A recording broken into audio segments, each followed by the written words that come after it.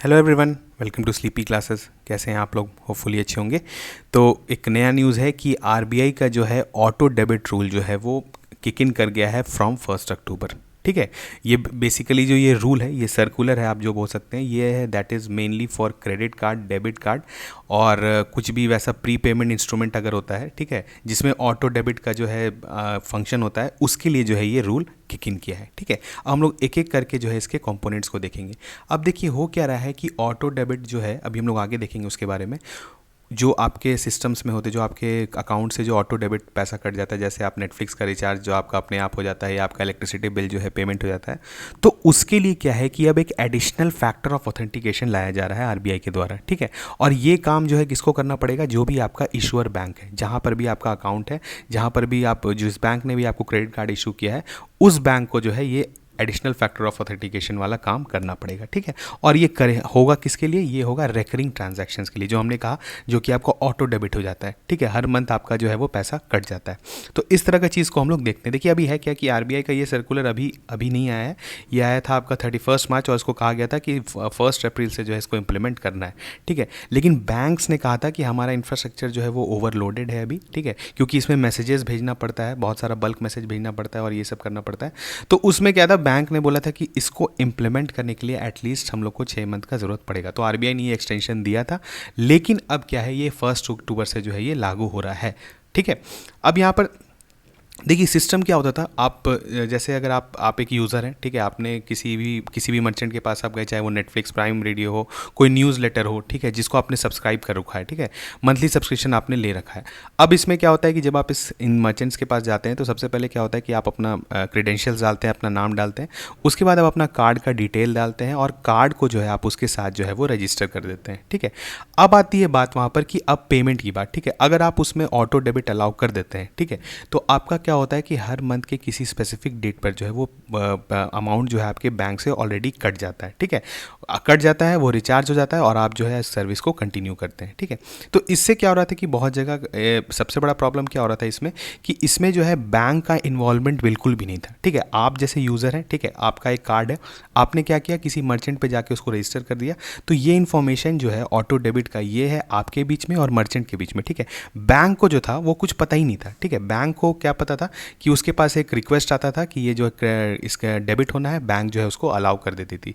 Bank इसको allow इसलिए कर देती थी कि क्योंकि आपने जो है उस पर क्या दे रहा था, स्टैंडिंग इंस्ट्रक्शंस जो है आपने दे रखा था। ठीक है। जो आप अलाउ करते हैं वहाँ पर, तो उस तरह से स्टैंडिंग इंस्ट्रक्शन हमने दे रखा था बैंक को कि इतने तारीख को जो है ये पैसा कट जाएगा। ठीक है। लेकिन अब हो क्या रहा था कि इसमें बहुत सारा जो है फ्रॉड्स भी हो रहा था। ठीक है। इसकी वजह से, और बहुत टाइम क्या होता था कि लोगों को जो है ना पता ही नहीं चलता था कि उनका पैसा क्यों कट रहा है। ठीक है। चाहे वो कोई न्यूज़ सब्सक्राइब कर लिए हो या कोई भी सर्विस सब्सक्राइब कर ली हो, जो उनको मन भी नहीं हो कि वो आगे कंटिन्यू करें, लेकिन वो जो है वो पैसा उनका कटते चला जाता था। ठीक है। लेकिन जब पैसा कटता था तब वो उनको याद आता था, यार हमने कहीं कार्ड जो है रजिस्टर किया हुआ है और उस वजह से जो हमारा पैसा कट रहा है। ठीक है। तो इस चीज़ को रोकने के लिए जो है ना आरबीआई ने इसको, जो एएफए वाला सिस्टम है, इसको लाया है। ठीक है। अब देखिए क्या है इसमें, अब होने वाला क्या है कि banks are required to inform customers in advance. ठीक है। अब एडवांस में बताना पड़ेगा, मतलब कि जैसे अगर आपका कल पेमेंट है तो वो आज ही आपको बताना पड़ेगा कि जो आपका रेकरिंग पेमेंट होने वाला है। ठीक है।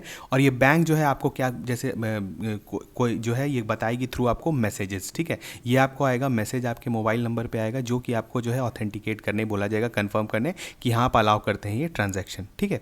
अब ये क्या है, इसके वजह से क्या होगा कि आपको जो है, आप पे ओनर्स जो है वो आप पे भी आ जाएगा कि आपको भी अपना जो है मैसेजेस चेक करते रहना पड़ेगा। ठीक है। नहीं तो हो सकता है कि आपका कोई सर्विस जो है वो डिसकंटिन्यू हो जाए। ठीक है। इस तरह का चीज़ देखिए। अब ये तो आपका हुआ नॉर्मल ट्रांजैक्शंस, लेकिन ट्रांजैक्शन जहाँ पर 5000 का अमाउंट से ऊपर का ट्रांजैक्शन होना है, वहाँ पर बैंक को जो है ओटीपी भी भेजना पड़ेगा। ठीक है। तो ओटीपी आने से क्या होगा कि ये जो आप समझ सकते हैं एक लेवल ऑफ और जो है ऑथेंटिकेशन हो जाएगा। ठीक है। कि आप जो है अलाउ कर रहे हैं कि 5000 का जो है यहाँ पर आप डेबिट कर सकते हैं मेरे अकाउंट से।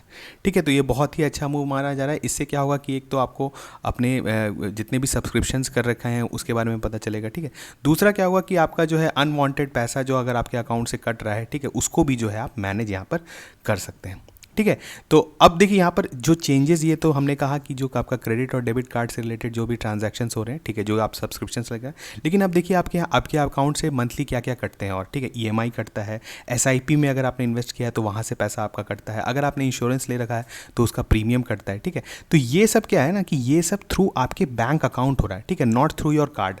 तो ये क्या है कि आप ऑलरेडी इस पर स्टैंडिंग इंस्ट्रक्शन दिए हुए हैं अपने बैंक अकाउंट्स को, ठीक है। मतलब आपने बोला है कि आप मेरे बैंक अकाउंट से जो है ईएमआई जो है वो कट कर सकते हैं, ठीक है। ये जब आप लोन लेते हैं उसी समय आप ये साइन करके देते हैं। तो इस तरह के ट्रांजैक्शंस में जो है आपको मैसेजेस का ज़रूरत नहीं पड़ेगा बैंक को भेजने का, ठीक है।